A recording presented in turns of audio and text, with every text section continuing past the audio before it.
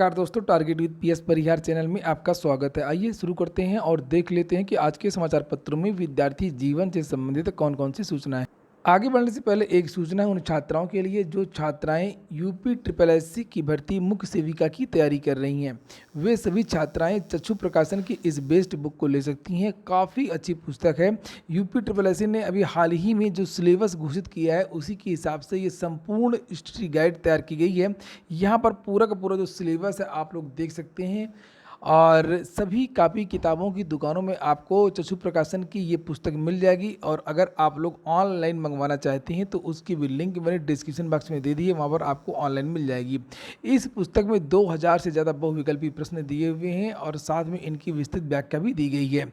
चलिए शुरू करते हैं अब आज की सूचनाओं को। सबसे पहले हम लोग बात करेंगे यूपी ट्रिपल एससी की। आज काफ़ी सारी सूचनाएं ये देखिए, लिखा कि आरक्षण के नए फार्मूले से 5 पदों का फिर से हो रहा है निर्धारण। समूह की 7000 से अधिक भर्तियां फंसी हैं। पूर्व में आए प्रस्तावों को आरक्षण की व्यवस्था, यहाँ पर देखिए लिखा हुआ ये बयान छपा है, के आधार पर ठीक कराया जा रहा है और जल्दी ही भर्तियों संबंधित विज्ञापन निकाला जाएगा। Pravir Kumar UP triple S C के चेयरमैन, उन्होंने ये बयान दिया है।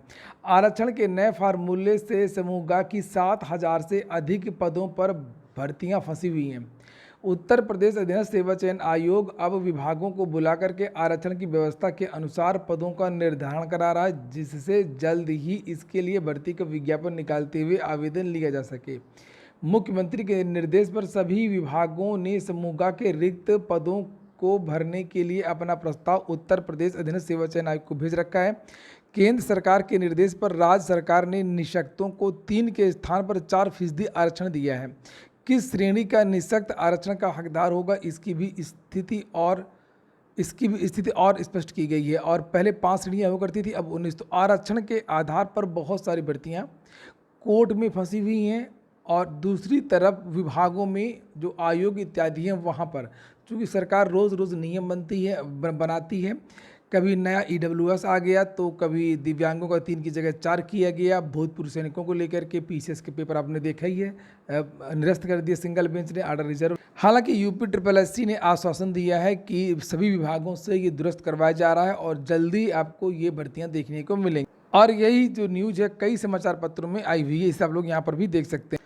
अगली सूचना भी यूपी ट्रिपल एससी की भर्ती लेखपाल की है। लिखा है नकल कराने के 5 आरोपियों की जमानत अर्जी खारिज। आपको एक बात और याद दिला दूं कि आजकल आप लोग वीडियो को लाइक नहीं करते हैं। वीडियो को पहले बात तो पूरा देखने की कोशिश करें और सभी सूचनाएं महत्वपूर्ण होती हैं, केवल महत्वपूर्ण सूचनाएं ही इसमें रखी जाती हैं। और लाइक अवश्य कर लिया करें और जो नए छात्र हैं उस चैनल को सब्सक्राइब भी कर लें।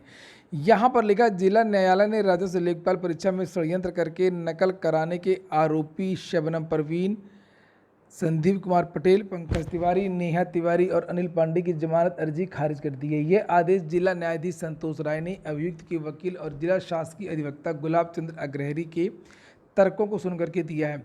5 आरोपियों के खिलाफ नैनी, करेली और झूसी थाने में प्राथमिकी दर्ज कराई गई थी। परीक्षा समाप्त होने के समय 2 महिला अभ्यर्थी का विवाद होने के बाद मामला सामने आया था। तो यहाँ पर बचाव पक्ष के अधिवक्ताओं की ओर से तर्क दिया गया कि उन्हें झूठा और राजसी, ये तो बोलते ही हैं बचाने के लिए, ये सबको जानते हैं कि ये पूरी तरीके से व्यावसायिक ठेकेदार और भ्रष्टाचारी हैं।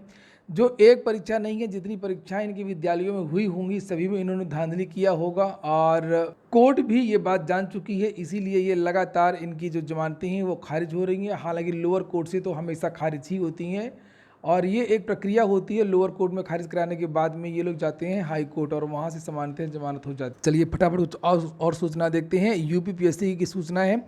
यूपीपीएससी के नए सचिव आ गए हैं। लिखा है यूपीपीएससी के नए सचिव आलोक कुमार ने बृहस्पतिवार को कार्यभार संभाल लिया है और इससे पूर्व वह मेडिकल सप्लाई कॉरपोरेशन के अपर निदेशक के पद पर तैनात। एडेड जूनियर हाई स्कूल भर्ती में ये क्लियर हो चुका है कि अब इसकी पुनः परीक्षा होनी चाहिए, ये छात्रों का कहना है। संशोधित परिणाम से असंतुष्ट छात्रों का प्रदर्शन।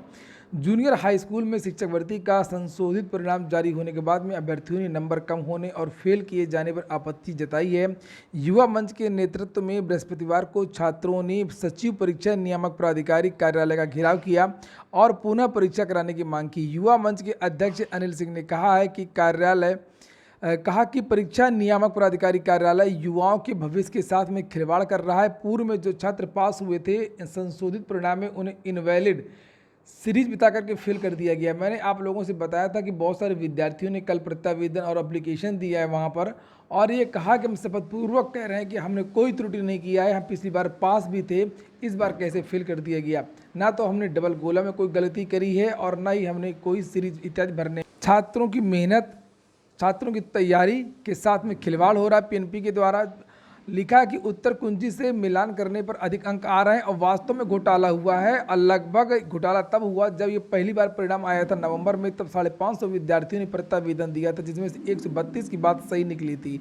तो उसी समय इस भर्ती को रद्द करके दोबारा करवाना चाहिए था और दोषी अधिकारियों के खिलाफ कठोर कार्रवाई करनी चाहिए थी।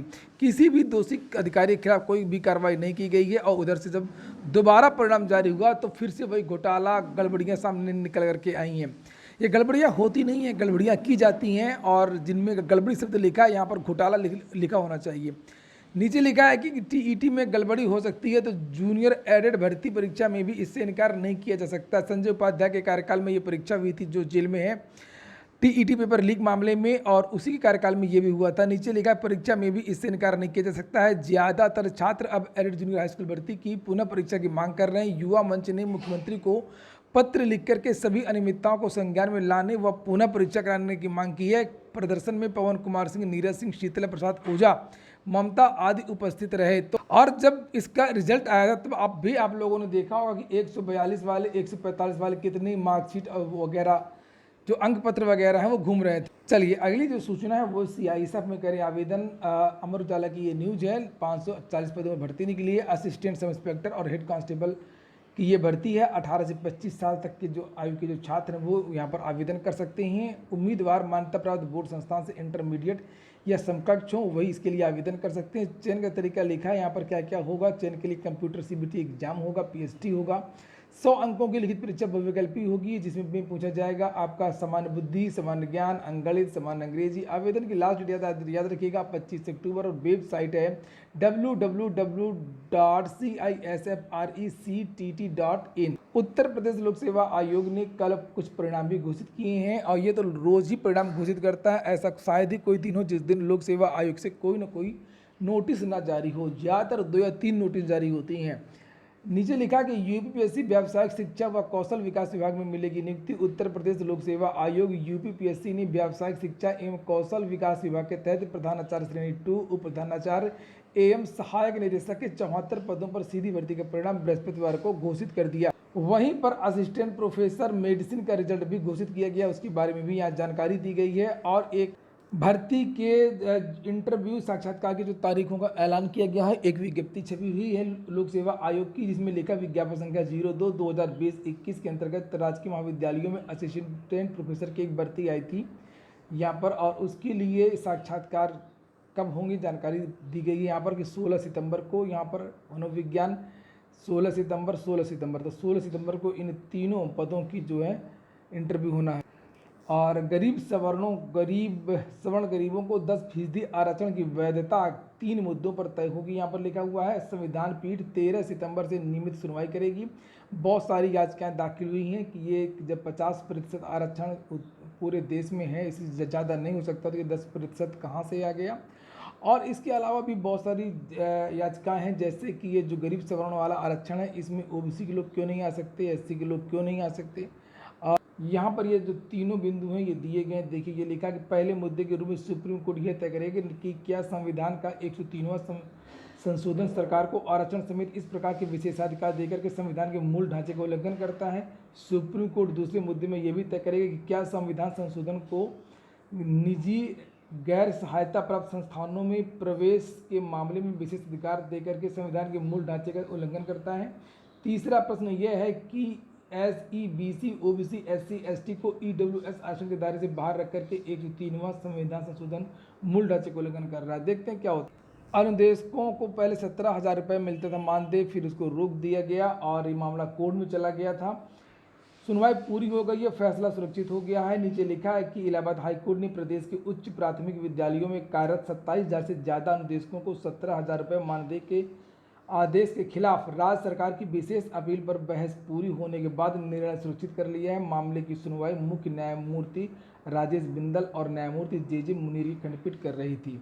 जब सरकार ने इनका मानदेय कम कर दिया तो उसके बाद में ये अनुदेशक कोर्ट चले गए थे और सिंगल बेंच ने फिर से कहा था कि इनको 17,000 रुपये ही मानदेय दिया जाए। सिंगल बेंच के आदेश को सरकार ने माना नहीं और सरकार चली गई डबल बेंच, और डबल बेंच ने आर्डर कर लिया है सुरक्षित 68,500 शिक्षक भर्ती के शिक्षकों का विद्यालय आवंटन 15 और 16 तारीख को। एडेड जूनियर घोटाले के बारे में बहुत सारी सूचनाएं और भी दी गई हैं कि पहले सम्मिलित छात्र कम थे, बाद में ज़्यादा हो गए और उनको अनुपस्थित को उपस्थित दिखाया, उपस्थित को अनुपस्थित। लोक सेवा आयोग के बारे में और भी बहुत सारी जानकारियां हैं कि हर भर्ती में अर्हता का पेंच इंतजार में हो रहा है और पेंच वाली कोई बात नहीं है, पेंच बना देते हैं। छोटी मोटी बातों को लेकर के भी सरकारी कर्मचारी पत्राचार करते रहते हैं, पत्रावली इनकी आती है जाती है, समय नहीं मिलता, ये लोग देखते तक नहीं हैं।